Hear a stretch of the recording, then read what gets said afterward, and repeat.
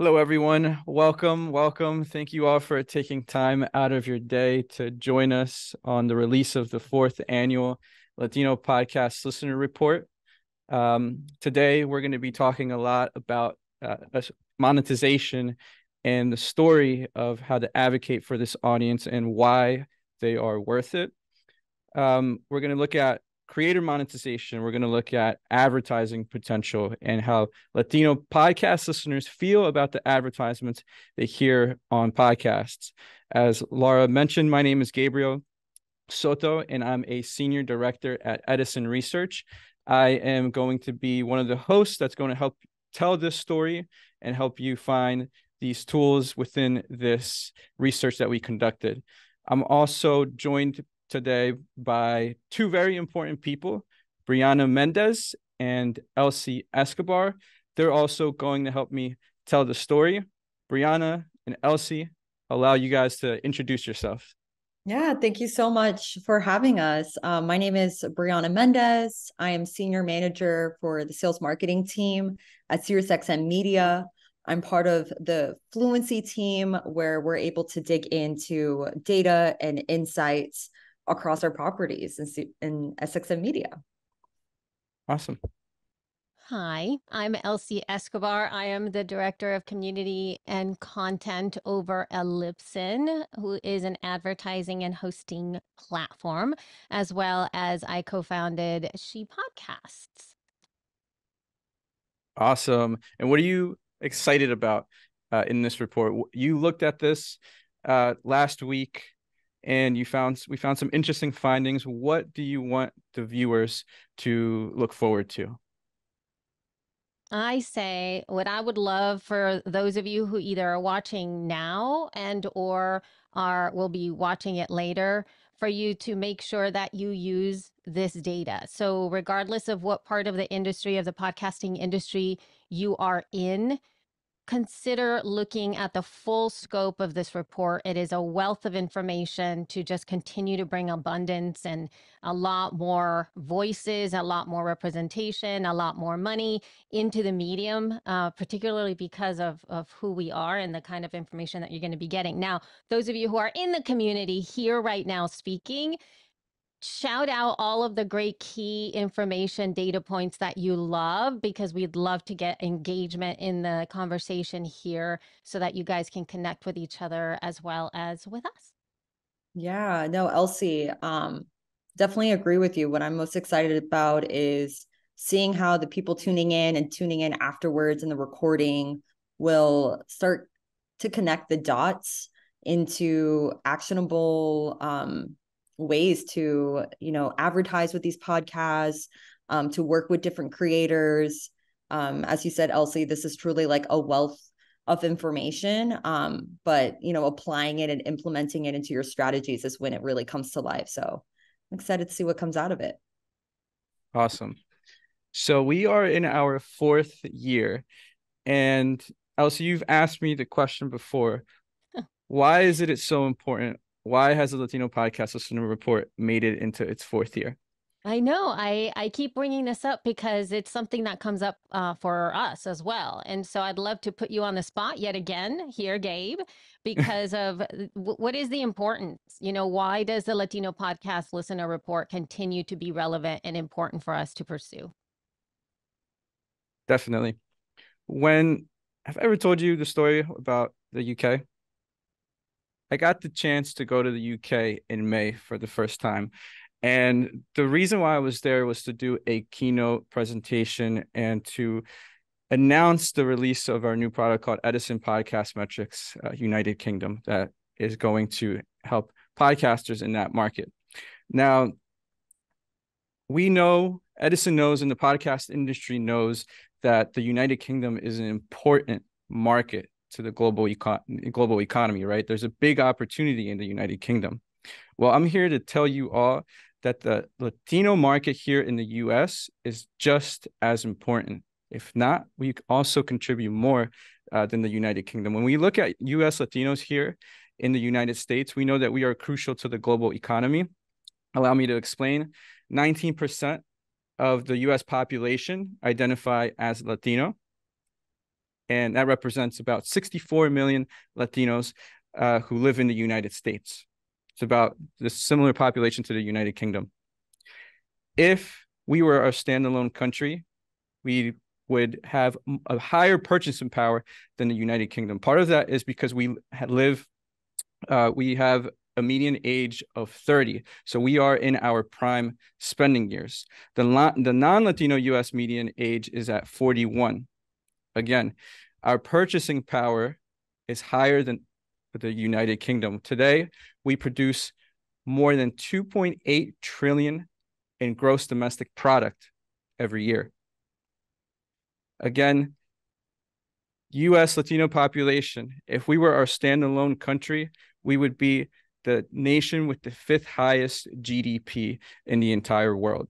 So when we look at how important the market is in the UK, we also have to think about what other markets are important. And US Latinos are a big market here in the global economy. Elsie, so media companies, entertainment companies are starting to recognize this. Oh yeah, absolutely. And I think it's just building on itself, like big movies, banking on Latinos, like a whole DC superhero movie, Blue Beetle, centering a Latina family. Rachel Zegler now headlining another prominent franchise that appeals to younger audiences.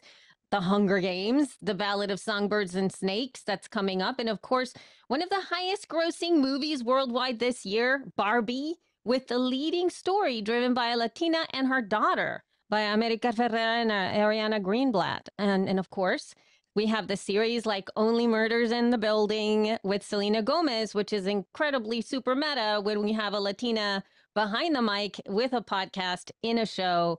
It's just, it continues to go and go and go. Yeah, Exactly. and I also Go ahead.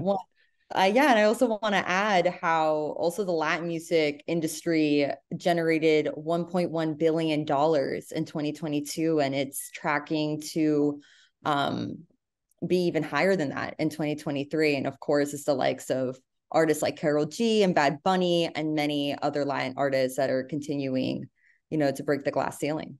Yeah, Peso Pluma this year. Yes, Peso Pluma. and companies, right? These industries are starting to catch on to this idea of this colossal purchasing power that exists among the Latino population. And you mentioned Only Murders in the Building, Elsie. Today, we're going to focus on just that. The same way that Selena Gomez is capturing the bad guys on that show, that's what we're going to focus on. How do you harness this U.S. Latino purchasing power? One way to do that can be through podcasts. We have a key finding here that since 2020, monthly podcast listenership among U.S. Latinos increased by 52%, nearly 4 times faster than the U.S. population. If we look at that, we'll see that 38% of Latinos listen to podcasts every month. That's a record high. If you look at the red bar all the way to the right, and we estimate that to be 17 million Latino adults who live in the U.S. Weekly podcast listenership, it's around the same rate, very similar. 31% of U.S. Latinos report listening to a podcast in the last week. It's estimated at 14 million adults, and they're listening in both English and Spanish. 23% of Latinos have listened to an English language podcast in the last week versus 13% who've listened to a Spanish language podcast in the last week. Now, Briana, you've noticed this impact at SXM Media. Tell us more about it. Yeah, no, we have so many Latino hosted podcasts in our network, and we're so excited that in 2024, we're going to expand our slate because the demand has been so high with our advertisers to engage with these listeners across the podcast in our network. We're going to dive in and understand a little bit more about this engagement, but ultimately like the time spent, the consistency, right? They keep tuning in, how leaned in they are with the podcast hosts is obviously immense value to our advertisers. And it's just exciting to see that advertisers are starting to really lean in a big way. Yeah, you mentioned advertisers. Again, the theme of this presentation is going to be on advertising. And there's a little bit of what you're recognizing at SXM is kind of, you're seeing it come out in the data very well represented. So compared to other places where you hear advertisements, we asked this question to Latino podcast listeners. 49% say they're more likely to purchase a product on the ads they hear from podcasts compared to other places. 12% say they're less likely to purchase a product. So half here are more likely to purchase a product, which is a really high mark. That's what we're going to talk about: advertising, monetization. We'll focus on demographics and why they're an important part of this audience, and why it makes their why it makes them more valuable to advertisers. We'll talk about lifestyle. We'll talk about podcast advertising, especially on Spanish language podcast ads and Latino hosted podcasts, as well as social media. We won't be able to get to social media today, but you will be able to see that in the full report. So we'll focus on a few takeaways as well at the very end. So when we look at the Latino Podcast Listener Report, this is how we captured our data.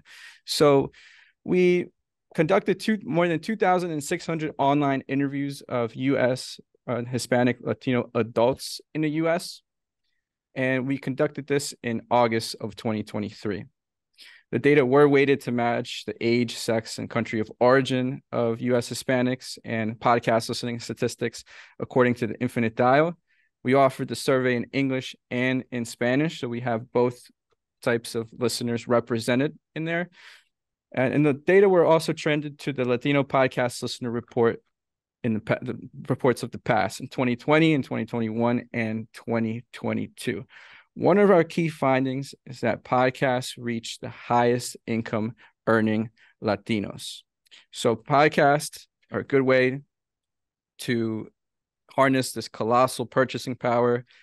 Latino podcast listenership is increasing, as we saw. Podcasts also do a good job of reaching the highest income earning Latinos. So 32% of weekly podcast listeners who are Latino make an income of $75,000 or more, compared to those that do not listen to podcasts weekly. That's at 21%. Comparing it across other media, Latino weekly podcast listeners have the second highest income, just short of weekly satellite radio listeners who are Latino. 36% of satellite radio listeners have an income over $75K. So when you're looking at different ways to connect with this audience, and if you want to reach high income earning Latinos, podcast is a great way to do it. Latinos are also more likely to be employed. 71% say they're employed full-time or part-time. Others are unemployed, or students, they're retired, or homemakers. And Latino podcast listeners are also more likely to be self-employed or entrepreneurs. We do see, Elsie, we talked about this when we reviewed the study, that a lot of shows are reaching out to these types of listeners. Yeah, I've seen a rise in this, and there's been a few long-standing entrepreneurial type focused podcasts out there. And I'm not saying that they're just focused on entrepreneurs, but that type of demographic, a demographic that is ready to learn, a demographic that's ready to earn, to strive. Even our own co-sponsor, Latina to Latina, that audience is ripe for this type of an audience there. We have Latinas from the Block to the Boardroom with Teresa Gonzalez, who's doing a fantastic job just being able to bridge that whole corporate entrepreneurial tech life and everything in between in there to be able to do that. And even just conversations around money, like Her Dinero Matters from Jen Hemphill, who has been doing fantastic work in the space for a long time. And she actually pivoted to being able to serve a much more bilingual, much more Latina-centric audience, and is really thriving in this space. So there's room for us to be moving into this space for sure. Yeah, and I just want to add, even with the internal surveys that we run across our listeners on the SiriusXM podcast network, we get an understanding in terms of like what drives them to listen to podcasts, and many of which obviously say for entertainment. But we're seeing like a large percentage of these listeners looking just to get educated, to enrich their knowledge on the subject matter that they're most interested in, whether that's entrepreneurship or science, politics, you name it. Podcasts is not only a form of entertainment, but it's ultimately a form of enrichment. Definitely, Absolutely. it's a form of education, and these shows like Latina to Latina that are telling the remarkable stories of Latinos that are so inspiring. The ones that you mentioned, Briana, they're doing a great job of capturing Latinos, and they are also benefiting from this demographic because we know that Latinos are in their prime spending years, right? Latino podcast listeners, that's even more true. When we look at the age of those that do not listen to weekly podcast every week, we see a high percentage of them are within that 25 to 54 age group. But that's even higher among the bottom bar weekly podcast listeners. The overwhelming majority are within that 25 to 54 age group, millennials. The prime spending years, as many experts call it, many marketers. And this is a reason why Latinos are also getting more and more involved in the type of lifestyle that are sought out by brands and advertisers. So when we look at different ways or different categories that Latinos look to purchase from in the next year, see that booking travel plans like flights and hotels is the most popular one. 62% intend to fly, intend to travel within the next year. 42% plan to purchase or lease a car or other vehicle in the next year.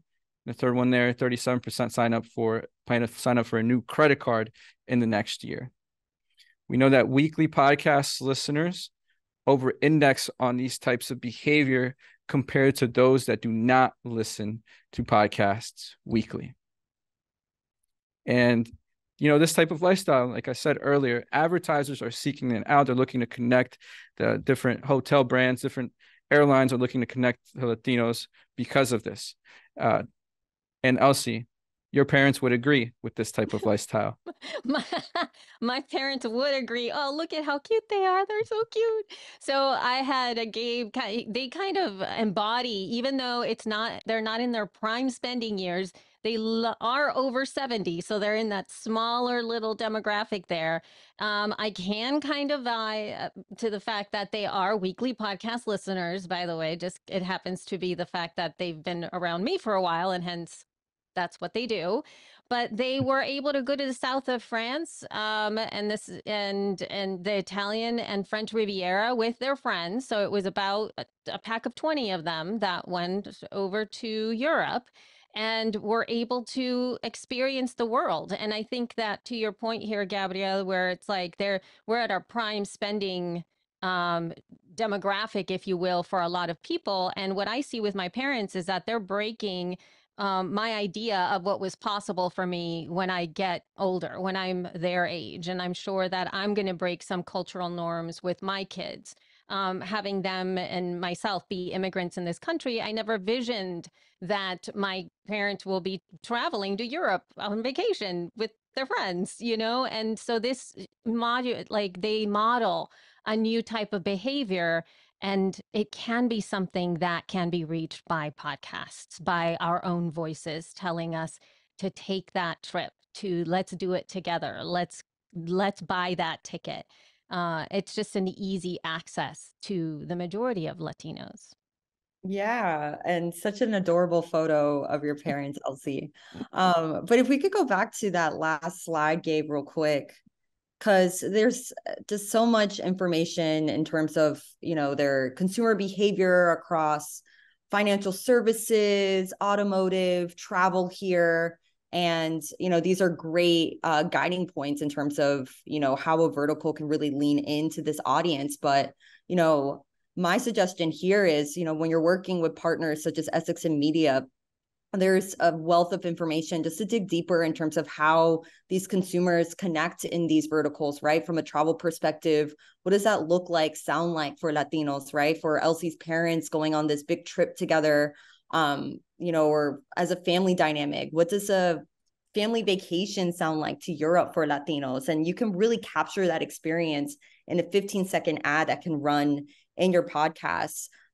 So just considering these sort of like cultural nuances and then all the consumer behavior data that's available can really lead the creative in the right direction, and making sure that messaging really resonates with this audience.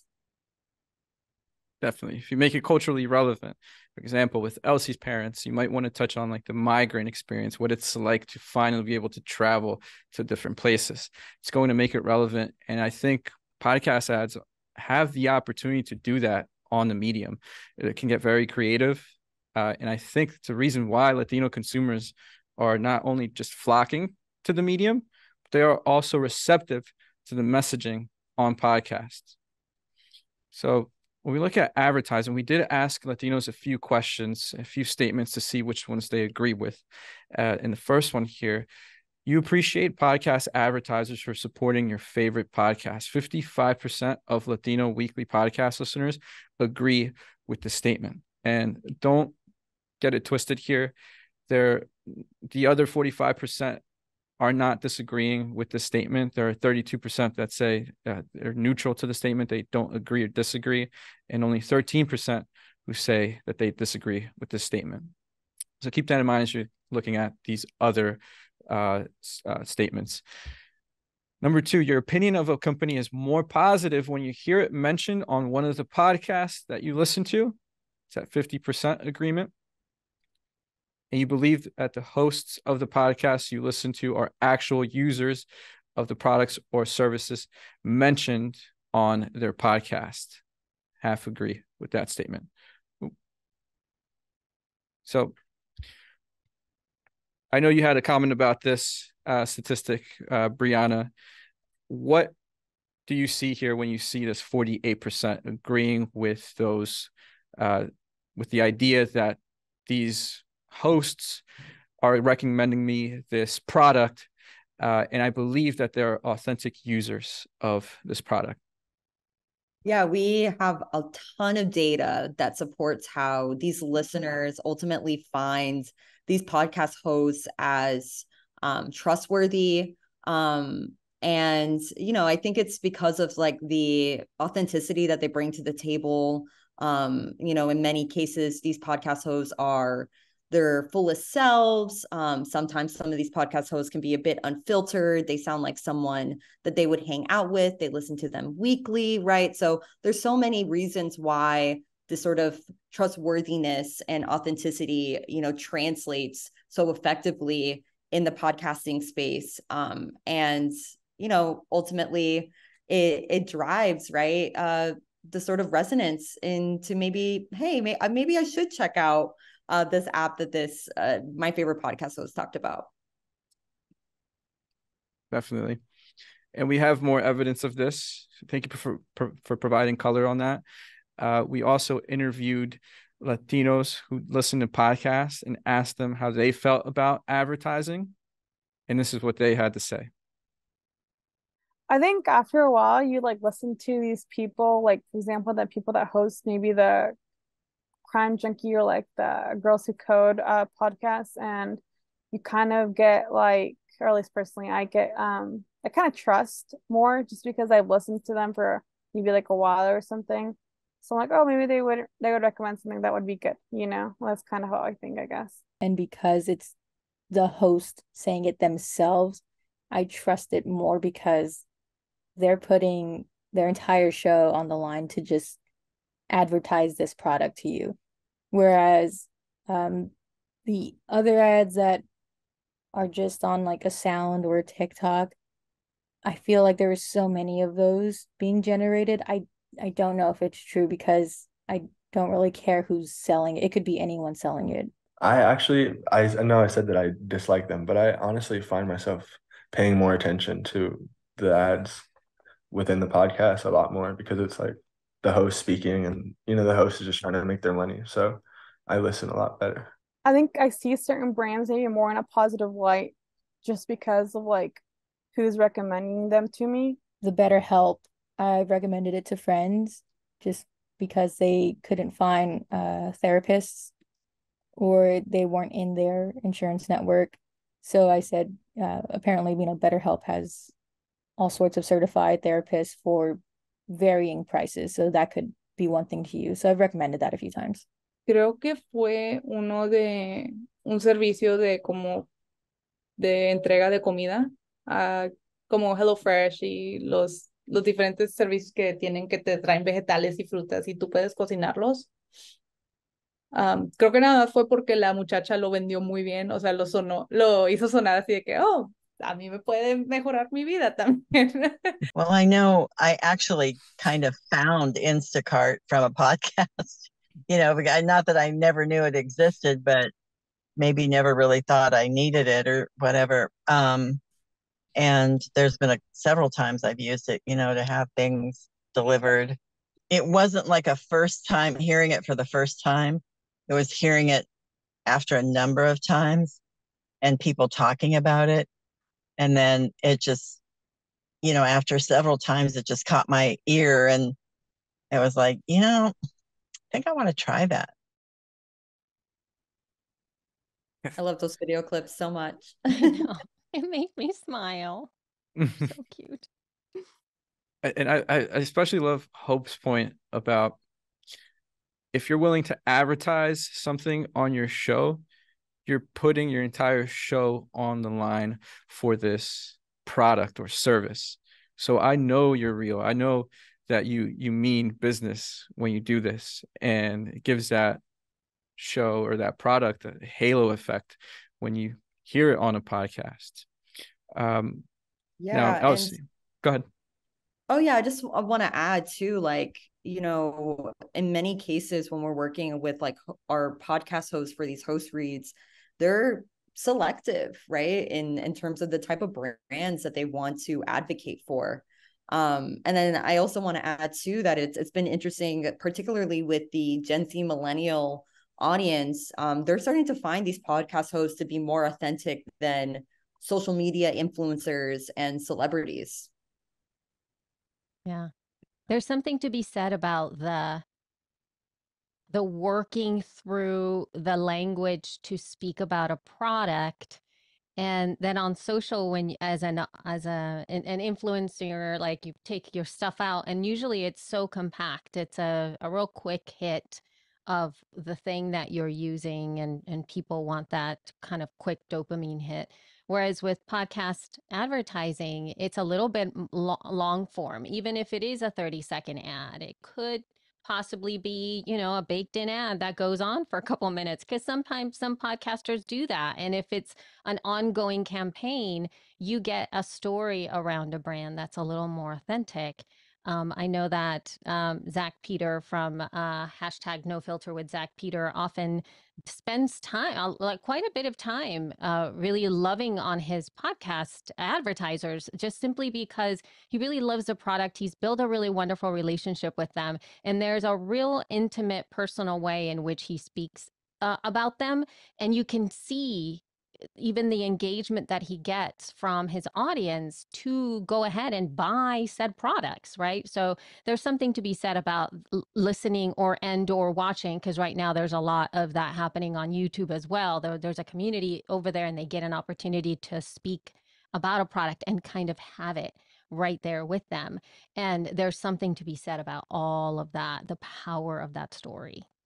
Definitely the combination of factors, right? The fact that these podcast listeners or these podcasters actually care about the products that they're going to advertise. In fact, Briana said they're more selective, and Elsie, how you mentioned that listeners lean into the content. It's more long form. This combination all leads to action. And we know that Latinos take action because of podcast advertising. Here's some evidence of that. 49% of Latino Weekly podcast listeners have ever purchased a product or service as a result of hearing a sponsorship or ad on a podcast. Now, Briana, there are more than just purchasing potential right here.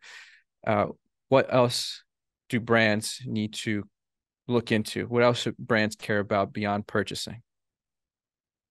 Yeah, I mean, obviously there are so many indicators, right, that demonstrates that they're going down that purchasing funnel, and ultimately there is this sort of like halo effect that happens with these podcast ads, before they're even driven to the store, when it comes to like recommending to the friends, or that they are starting to recognize the brand more. I mean, honestly, like I probably won't be able to get BetterHelp out of my head because I've heard the ad so many times on my favorite podcast, right? So I've honestly have even recommended to my friends who don't have health insurance and are looking for therapists, right? So it's almost like you're starting to like plant these seeds, and they can ultimately cultivate so many different actions outside of just like buying the products. Yeah, purchasing or signing up for the product isn't the only thing. We also know here in this report that Latinos take other action. So as a result of hearing a sponsorship or advertisement on a podcast, 69% of Latinos have listened to another podcast. We know that there's a lot of cross promotion on the medium. 60% have gathered more information about a company or product, and 59% recommend a product to a friend or family member before. We also know that these listeners do this often. 41% gather more information every month from hearing a podcast ad. 38% recommend a product every month, and 29% purchase a product or service every month. So they're not only doing it, they're also doing it frequently. Okay. So we also know that brands can take advantage of podcasting to connect with a receptive Latino audience across different genres. So there are different ways to do this. There are multiple topics that are talked about on podcasts all the time. Here are some of the most popular topics. Page 1 of page 3. You'll be able to access the other 2 pages on the report when it's finally downloadable. But the top topic here for podcasts that Latinos listen to is comedy, and that has trended upward since 2020. Health and fitness never used to be number 2, but today in 2023, 40% of Latino Weekly podcast listeners listen to health and fitness podcasts. 39% listen to music podcasts. So different ways, different shows that you can access to talk to and connect with this audience. This also tracks well. We asked the question, what types of topics did Latinos seek out in the last year to learn more about it? So this is within the last year. And 36% said healthcare, a third said personal finance, and another third said celebrity news and drama. So different issues here that Latinos are seeking out on their podcasts, things like legal advice, immigration policies. You have Latin American history here. So different ways to connect with the topics that Latinos are seeking out. Brands can do that. Now, we also know that besides different topics or genres that brands can associate themselves with, advertisers can also associate themselves with Spanish language and Latino hosted podcasts, which can help catalyze a connection to this audience. Example, we know that 53% of Latino listeners that listen to Spanish language podcasts agree that the ads on those shows are more relatable. Just under half say that the advertisements on those shows are more entertaining, and 46% say that they're more likely to purchase a product from a brand that advertises on Spanish language podcasts. Now, Elsie, you're a big supporter, you're a big advocate for Spanish language podcasts. What do you make of this data? Yeah, it's so wonderful to see that. Now, I was like looking up some data, and Spanish is the second most widely spoken language globally in terms of native speakers. Okay, so it's not like in terms of native speakers, and the US being the second country with the largest number of Spanish speakers in the world. That's amazing. And it makes sense to create Spanish language ads because that said, going further, Spanish accents, though, to speak to what Briana talks about in terms of cultural relevancy. You know, for me, if the ad said something like, este volado está chivísimo, like I would know that that's for me because it's very colloquial. It's very El Salvadorian. It's very much something that I would immediately understand. And I'd just buy them, whatever it is that they said, just from hearing that little bit, right? And I know that Brianna's been talking about that as well, of the care that your team takes for creating some of these ads. And I think that's just essential for being able to get across. Yeah, no, absolutely. Two of our most popular podcasts in our network are hosted by legacy radio hosts. They're entirely in Spanish, and they pivoted to podcasting, right? To widen their audiences and to capture younger ones too. And both of these are actually hosted by Mexicans, right? So they're capturing, you know, of course, a Latino audience, but a highly engaged Mexican American audience. And, you know, like Elsie was saying, right, like there's so many different ways where you can just like sprinkle in like a little bit of like that vernacular, you know, words that, you know, Mexican Americans can ultimately relate to enhance your creative. And working with partners such as Essex and Media, we're able to run a lot of like dialect testing, right? We're able to even sometimes A/B test, right? These different sorts of like terms and dialects to see, you know, what is going to be most effective in your messaging. And we've done quite a bit of research, and we have seen that, you know, sometimes an ad that it has a little bit of like a Mexican accent, right? And some of the slang has a little bit higher of that resonance. Yeah, that's super interesting. It's a lot of work going into these Spanish language podcasts, and it's the reason why some of this experience that these listeners, you know, feel on these shows also result in action, and even more action compared to those that don't listen to the shows. So we have a comparison here of weekly podcast listeners and then those who listen to Spanish language podcasts.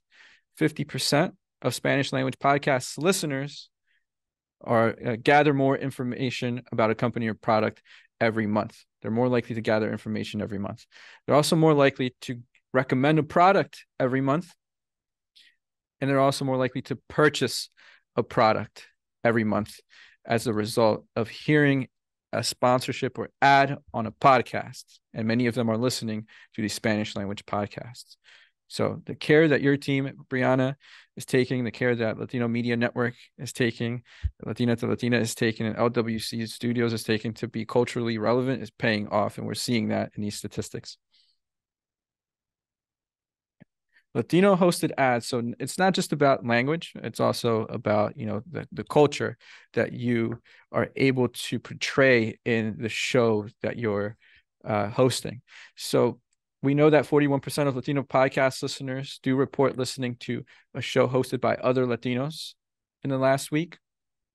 And 54% of those listeners to those types of shows agree with the statement that they trust the opinions of Latino podcast hosts.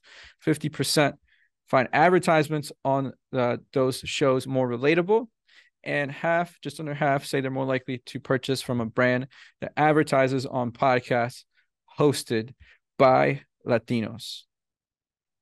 Again, these types of listeners are also more likely to take action, gather more information, recommend a product every month, and purchase a product or service every month compared to just a general weekly podcast listening audience. Okay. Now, Elsie, you have a quick message that you want to give to brands based on this data. Tell us more about it. About which part of this?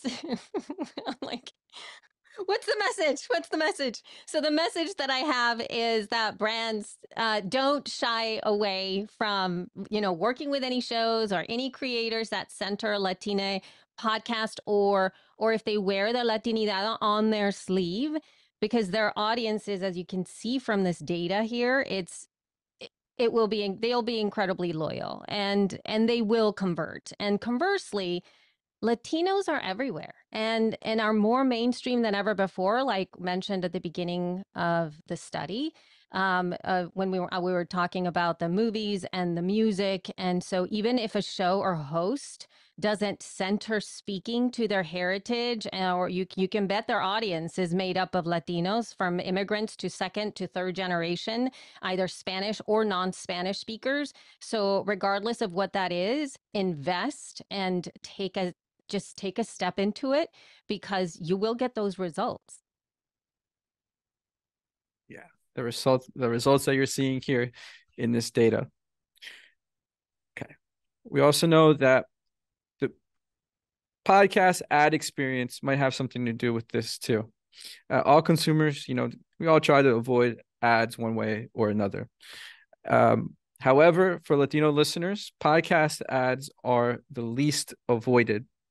So we did ask these listeners, how often do you try to avoid advertisements that you hear on different media, social media, YouTube, streaming, television? And we compared the percentage of listeners that agreed to these statements. The media that listeners try to avoid most is social media, followed by YouTube. But down the list here at number 7 are the ads that you hear on podcasts, likely due to the positive experience that Briana and Elsie are talking about. We also understand what type of categories Latinos are hearing on the shows that they listen to. Health and wellness, fashion, and banking brands are some of the most popular that they hear on podcast ads. Here's just a long list of different categories and different products or services that Latinos recalled in the last week. Health and wellness at the top, we said, fashion, and then banking or financial. You also have baby products there at the bottom, legal services at 16%, and home improvement at 20%. What categories have they purchased from? So it's just the percentage of Latinos that have purchased from these different categories. And fashion and apparel are at the top, health and wellness, and then movies and TV. Now, if we do an analysis of different products and services that Latinos recall hearing on advertisements and compare that to their lifestyle, we find that many products and services are missing out on an audience that might have an affinity for their brand. So let's just really quickly compare those that intend to book travel or flights, or hotel rooms, people like Elsie's parents. Now, if we look at that Latino podcast listeners and compare that to those that recalled hearing a travel, airfare, or hotel ad on a podcast in the last week, you can see the stark difference here. 62% of Latinos intend to book travel in the next year. However, at least in the month of August, 21% recalled hearing travel, airfare, hotel ads. There's a difference. There's a gap in advertising here that booking.com, Marriott, you should be paying attention here, because there might be an opportunity based on Latino lifestyles. The podcasts that you're looking to advertise on are going to be possibly hard to find. Someone like SXM or even Edison Research can help you find those types of podcasts to connect to in order to find this audience that is looking to book travel in the next year. Now, the same thing goes with those that plan to purchase or lease a car in the next year, compared to those that have recalled cars or auto advertisement on a podcast in the last week. So a stark difference there. And those that plan to purchase or switch auto insurance, it's at 35% versus the 27% who recalled auto renters or home insurance advertisements in the last week. Now, Elsie, you had a comment here about that different advertisers are missing out on this audience and that we should be bringing brands to this space. What do you have to say? What do you have to add to that? I think that there's historical context for how Latinos have been sold to, if you will, in more of the legacy media channels like just plain old TV, and even thinking through now streaming services and places like YouTube, to be able to see what those targets are. I always find incredible insight whenever I'm watching something like Hulu and seeing the types of ads that are being served to me just from how they are looking at stuff. And I feel that there's a lot to be said about those types of brands, and the types of brands that have historically been investing in reaching audiences and legacy media models, to be able to step into podcast advertising in that same rate. We've seen medical, we've seen health in terms a little bit more on the medical side versus health and wellness. We've seen a lot of legal services. We've seen a lot of professional services. We've seen a lot of university systems, educational systems. Like, there's so much to be able to now reach a completely different audience in a different type of medium, where you get an opportunity to just craft a message that really lands for essentially the new generation of media consumers, which are now doing it in a much different way. Absolutely. Now, we have more evidence of lifestyle versus advertisement gaps, and we'll let you examine this on your own.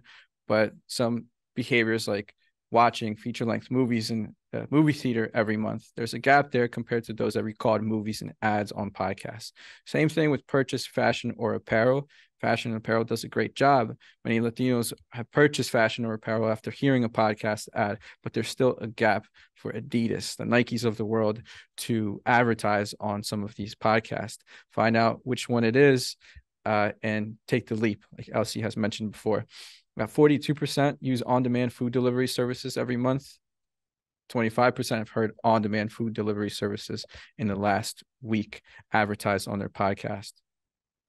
Yeah, and I just want to add here, like, this just illuminates the importance of having a consistent audio strategy. Having an audio strategy as part of your media plan shouldn't be something that you kind of go in and out on, or, I know some advertisers are just kind of starting to dip their toes into audio and testing to see if it works with their brands. But, the more consistent you're with your audio spend, that recall is only going to get higher. I mean, like we just discussed before, and even from one of the testimonials, BetterHelp has been a very consistent podcast advertiser.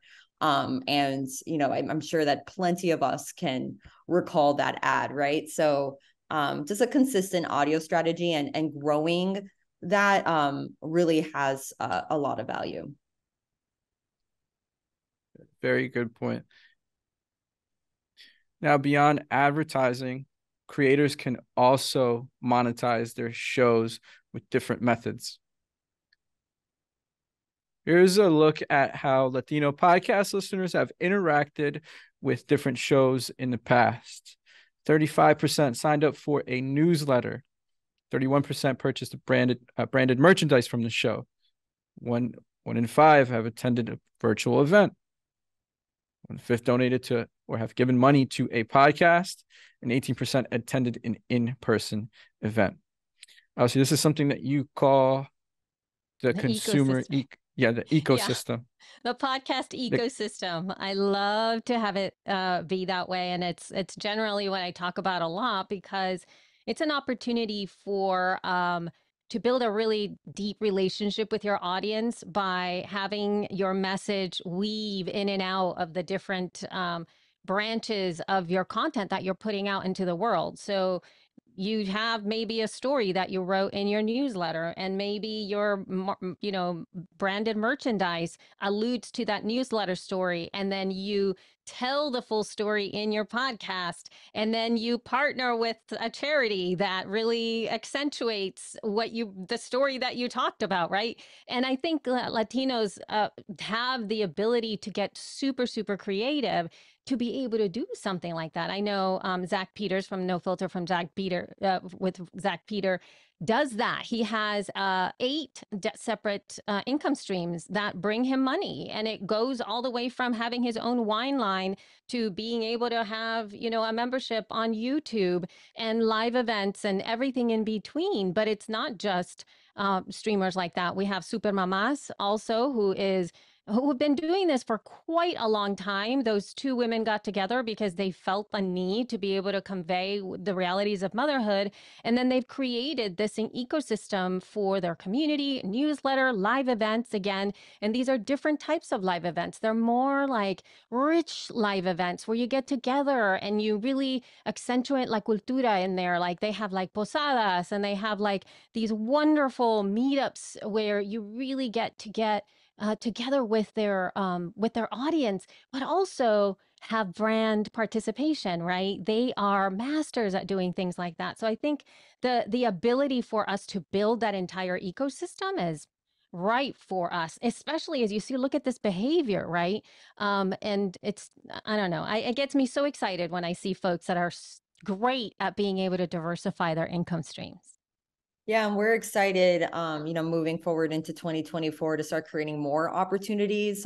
We've already seen such success in our branded live events that we've been able to facilitate across the SiriusXM podcast network, because ultimately, like what Elsie is saying, it really brings that podcast community to life. Ultimately, these listeners who are listening every week to their favorite podcasts, are part of this like sort of larger community. And so it's incredible value when you're able to create space for it.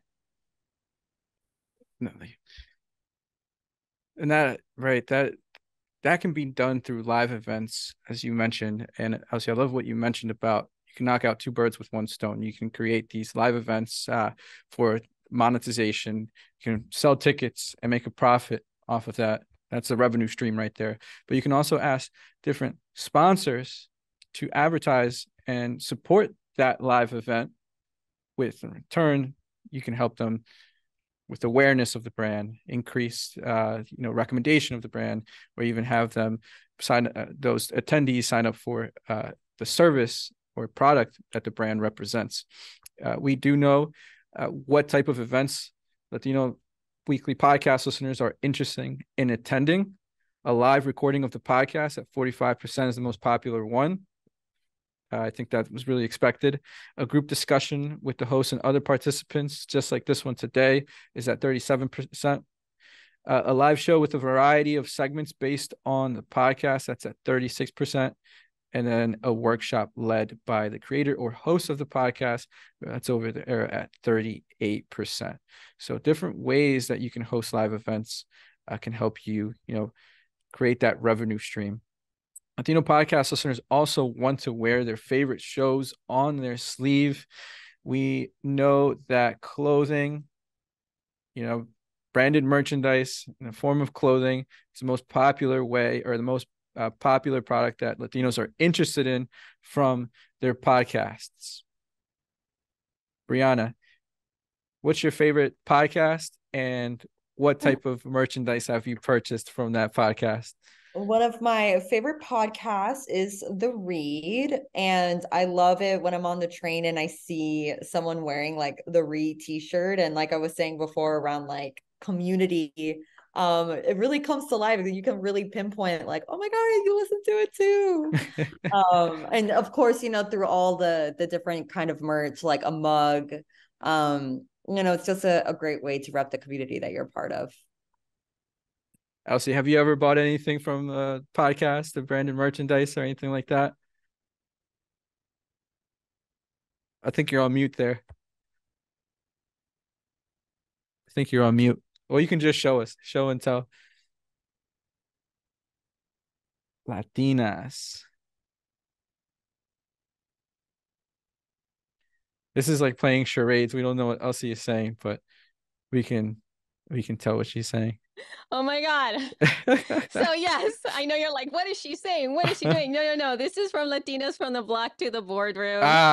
Cool. Yeah. It's a cute little bottle kind of a thing here. We also have a cap. This is not a Latino podcast, but it's like super cute from Joyful Courage. There, you mentioned books, and this was one of my favorite things that I bought. This is Raising Free People from Akilah Richards, who unfortunately she just stopped doing her podcast, but it's one of the best podcasts out there for that. But and also, of course, there's the merch. This is one of my favorite T-shirts from Upgrade, which is one of those tech podcasts that I'm obsessed with. But how cute is this though? Look at that. It's got like a whole like surfer vibe. Yeah. So I could go on and on. I have so many bits of merch. I'm all in. I love to wear I love to wear the people that I love. I yeah. think you are podcasting's number one customer. Yeah, you have a lot of stuff there. Just send me the merch and I'll wear it. Another way that you can monetize your podcast is by seeking donations. And if you are looking to do or seeking donations, you might want to prioritize a cause over exchanges for different material goods or exclusive content. Those things are important, but we know that Latinos, when it comes to those who have given money or donated to the podcast in the past, the most popular reason for doing so was to support a specific cause or to support a specific podcast. So make yourself vulnerable, ask for these donations and tell them why you're doing it and what cause do you support. And exclusive content can certainly help. Obtaining a specific gift offering, some sort of merchandise can also help, but the cause is the most important. So we'll look at different ways that Latino podcast listeners have supported podcasts in the past and the reasons for doing so. I think like if it's like something super exclusive and I'm like super intrigued by it, then I think I will.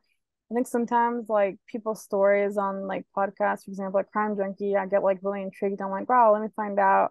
Or if I could help people, then that would be nice. Like if I can make a difference in someone's life, maybe they're donating that to people to like help them, then I like that. If I agree with them, they're speaking on my behalf and they're saying something that, maybe I don't have the resources to, I don't have the resources that they do. And so, yeah, so that's, one reason, that I like to help them out. Well, I think the plea was for it to help, keep them on the air, kind of there, keep them going, I mean, they have that sponsor. They have a couple sponsors.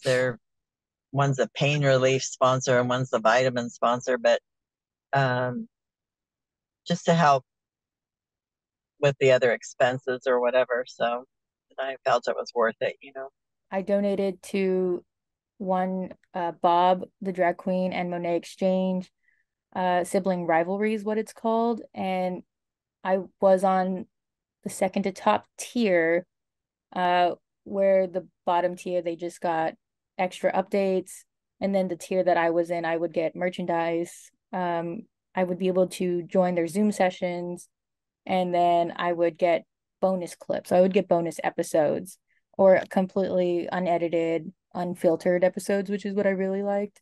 When they started having the Zoom sessions with them, that's what kind of sold me on it, because I really admired them, and them having that, being able to actually connect as much as we could at the time was what drew me in. And I actually enjoyed it a lot because I could see that other people were enjoying it. I could actually see their faces. So it was almost like a private party, and I really like that. So básicamente era un stand-up show. Son dos comediantes que se juntan nada más para platicar y, o sea, reírse del mundo. Y por eso habíamos dicho, oh, qué chido, actualmente, o sea, es que San Antonio casi no traen tantas presentaciones buenas de México. Y dijimos, oh, mira, van a venir a San Antonio, vamos a intentar. All right. So we did talk about a lot of data today. Briana and Elsie, thank you very much for joining me. We're going to get a chance to now give one takeaway to viewers that we took from this entire report. And I'll start off. So my takeaway here is that diversity, equity, and inclusion, which is one of the biggest reasons why different brands, advertisers, or different creators target Latinos, it's very important, right? And But that shouldn't be the only reason why different companies, different brands look to invest in the Latino podcast space. It's also simply a smart business decision, because we know that the Latino market contributes more to the global economy than the entire United Kingdom.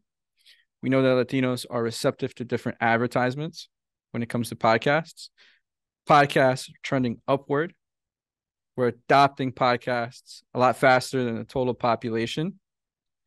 And podcasts are very great at leading Latinos to take action because of what we talked about today, the different ad experience and how much work goes into it in the podcasting space. Now, Briana, what do you want the viewers to take away from this report? Yeah, just when you're advertising in the Latino podcast realm, it's really more than an ad placement, having that deep understanding of the Latino audience. We tout this all the time in the multicultural marketing space. Latinos are not a monolith, and we have different language nuances. What does it mean to reach bilingual Hispanics in the podcasting space, Mexican Americans, understanding the context of the vertical that you're trying to reach them with. What does it look like for a Latino family to buy their new car for their son who's going to college, and understanding their consumer behaviors in terms of what's really driving them to purchase, and using all of that insight, working with an incredible creative team that has a good handle on those cultural nuances, will ultimately create amazing messaging and creative that will resonate. And what's the best part about podcast ads is that it doesn't cost as much as producing a commercial. Very good point. Very good point. Yeah, being able to, I think, adding to what Briana was talking about, brands are seeking untapped markets. They're seeking the ability to get them into the lifestyle, into the everyday experience of lots of people, and with a fiercely loyal, fiercely committed and engaged community. You would be amiss if you didn't invest in podcasts that are addressing and or reaching the Latino community in whatever capacity. The demand for the Latino and the Spanish and or bilingual podcast is just going to increase. And it is part of future-proofing your business. It's part of it's being able to invest in the future of how our society is moving, the way that the culture is shifting and moving, and always keeping eyes on the prize, which is what Briana was talking about, the cultural relevancy and the nuance between what's happening in the space as well, because we're not a monolith, and there's so many different things and experiences that we have as a society, even just in the coasts, right? The type of Latino that lives in the East Coast versus the type of Latino that's in the West Coast. And that's just starting off with what that is. So that is my biggest takeaway. Awesome. These are set in stone in this report for everyone to see. Briana, Elsie, thank you very much for joining me to help to tell this story. I feel like this is a podcast that releases an episode once a year. So we made the most out of it, looking at the data. Thank you again to all of our sponsors, LWC Studios, Latina to Latina, Libsyn, Latino Media Network, SXM Media. If you did ask a question in the Q&A box, we will get back to you after the report. We want to be cognizant of your time, the fact that you took your lunch break and you're looking at spending time with us, looking at this data means a lot to us. You will be able to access the report on edisonresearch.com. If you have any questions, feel free to email us on there. You can reach out, connect with us on LinkedIn, connect with us on Twitter. Thank you, everyone, for joining us. And Briana, Elsie, shout out to you guys. Thank you very much again. Thank you. Thank you so much for having us. Yay. Adios. Adios. Bye.